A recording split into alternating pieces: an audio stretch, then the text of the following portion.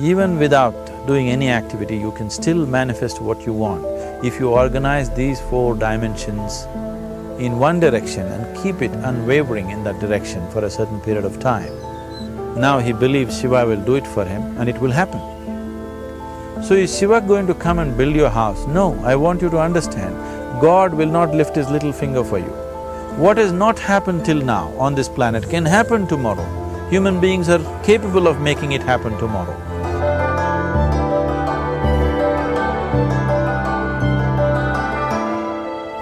Everything we as human beings have created on this planet was essentially first created in our minds. All that you see, which is human work on this planet, first found expression in the mind, then it got manifested in the outside world. The wonderful things that we have done on this planet and the horrible things that we have done on this planet, both have come from the human mind. So if we are concerned as to what we create in this world, it's extremely important that first of all we learn to create the right things in our mind. How we keep our minds? If we do not have the power to keep our minds the way we want it, what we create in the world is also going to be very accidental and haphazard. So learning to create our minds the way we want is the basis of creating the world the way we want. There is a wonderful story in the yogic lore. On a certain day, a man took a walk. He went for a long walk.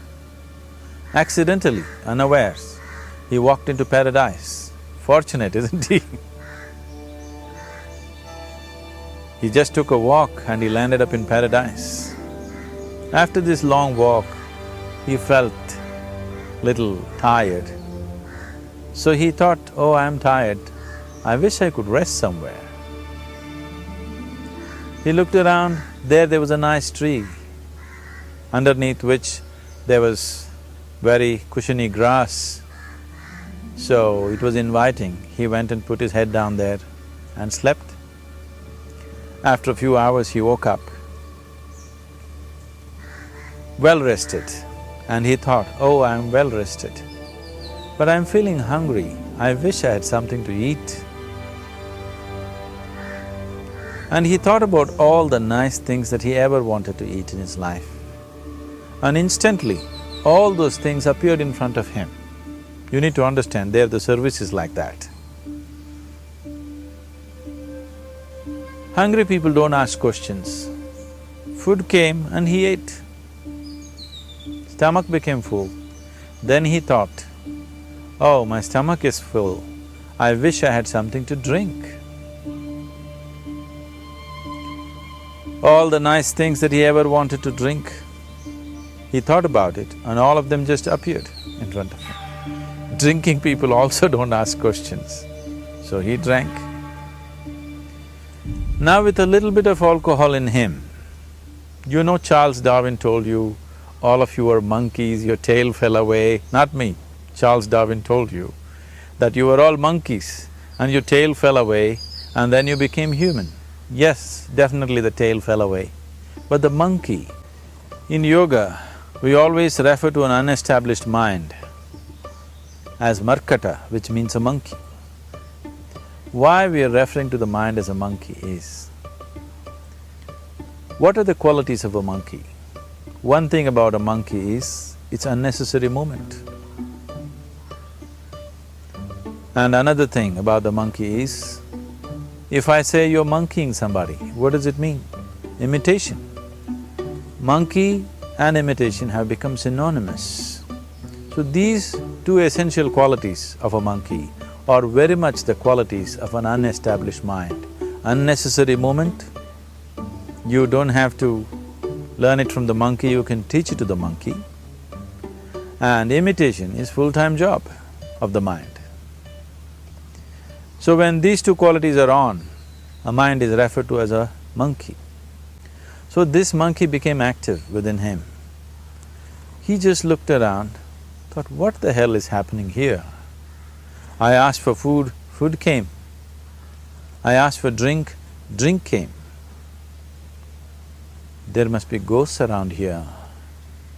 and ghosts came.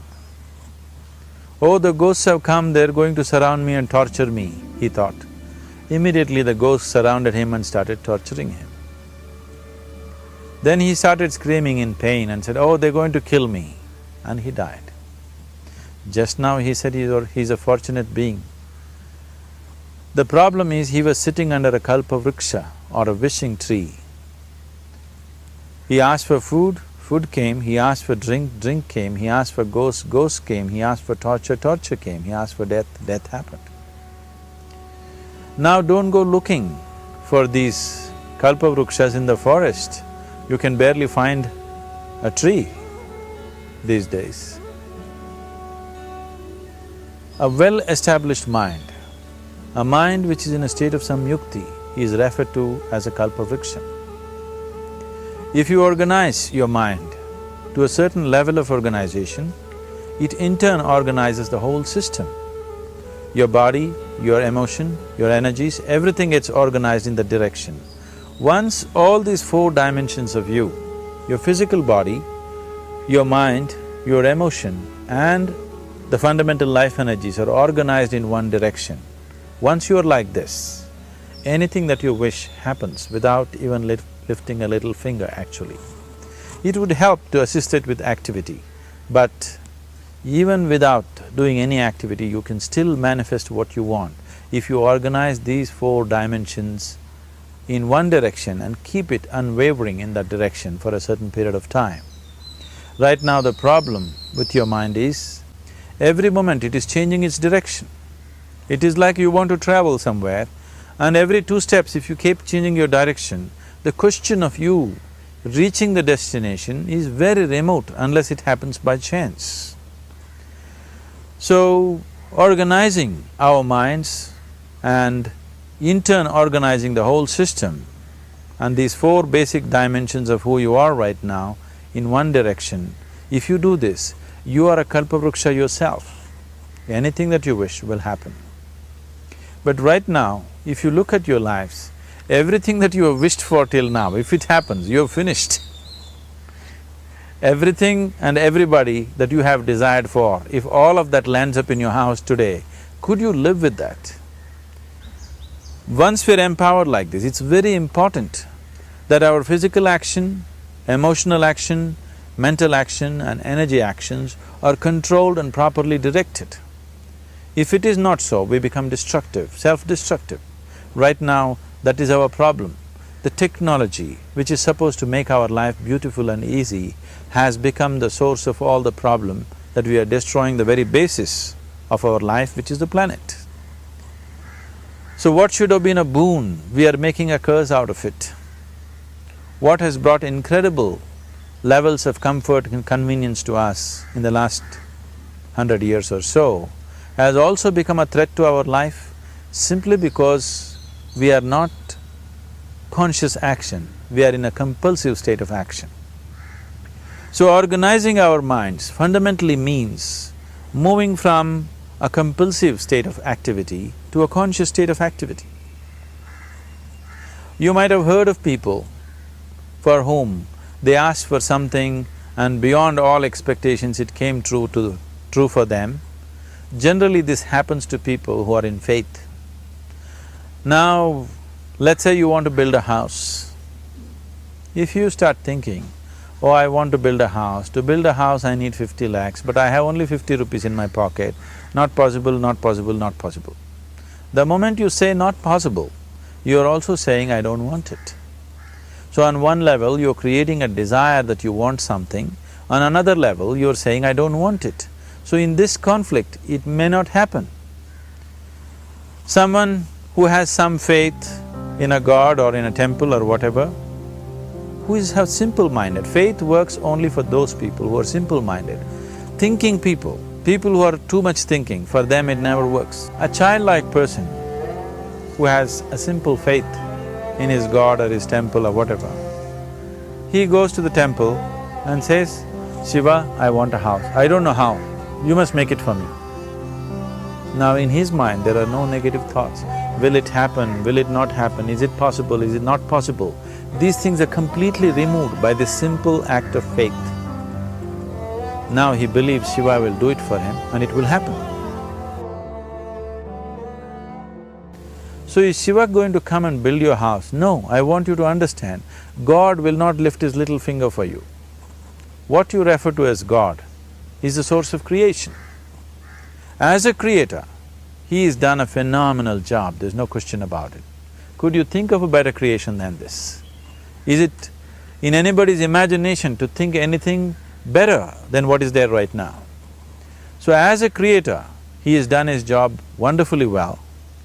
But if you want life to happen the way you want it, because right now, the very crux of your happiness and your well-being is this: if at all if you're unhappy, the only and only reason why you're unhappy is life is not happening the way you think it should happen.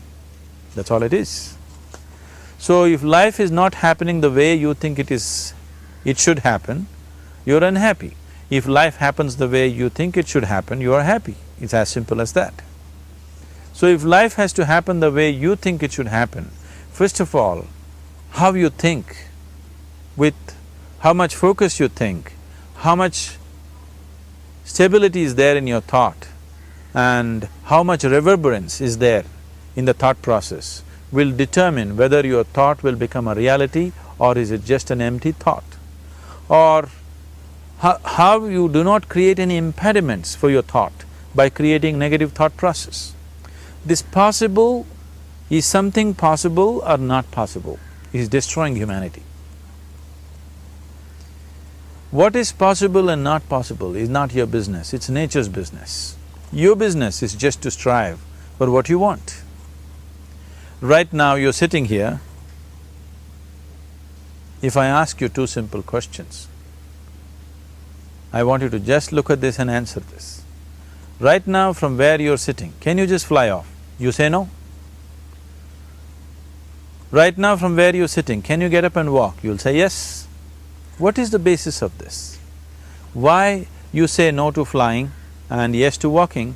Because past experience of life, many times you've gotten up and walked, never did you fly off.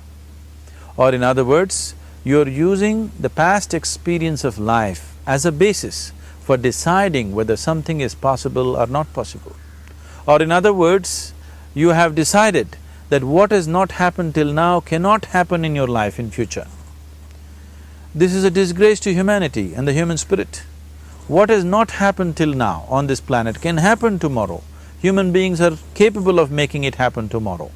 So what is possible and what is not possible is not your business. That is nature's business. Nature will decide that. You just see what is it that you really want and strive for that.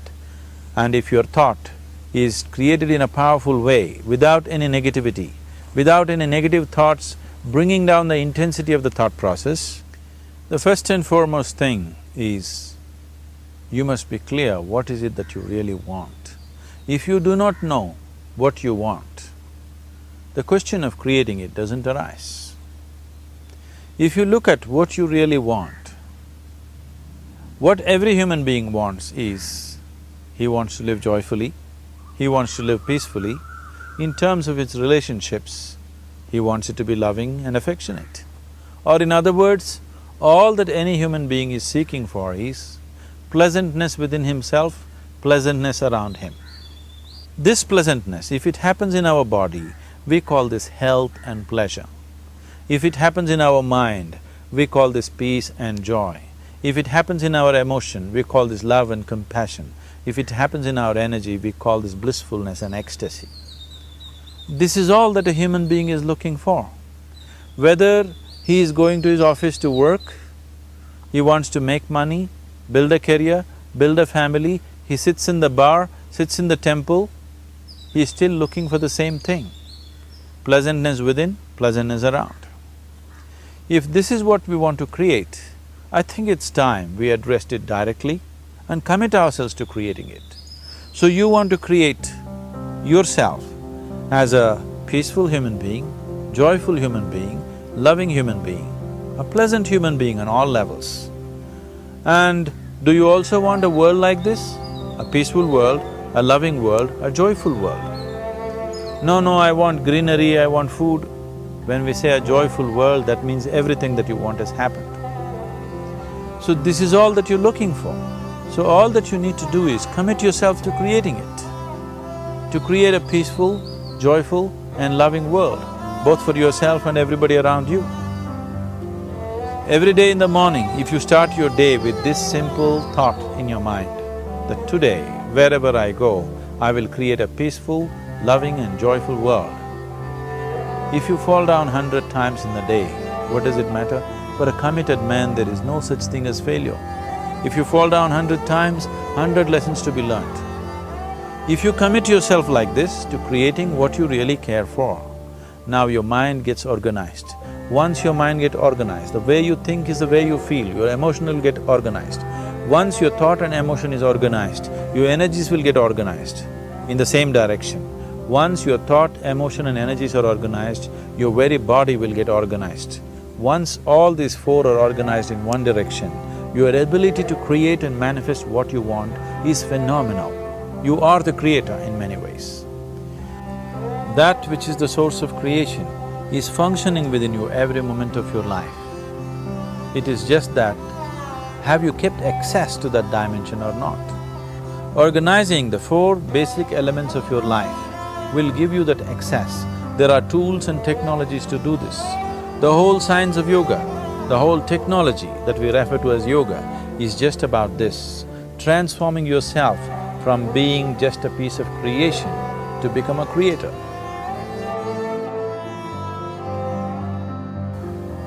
It is my wish and my blessing that every human being in this world should have this access to the source of creation within himself, so that he can function here as a creator, not just as a piece of creation.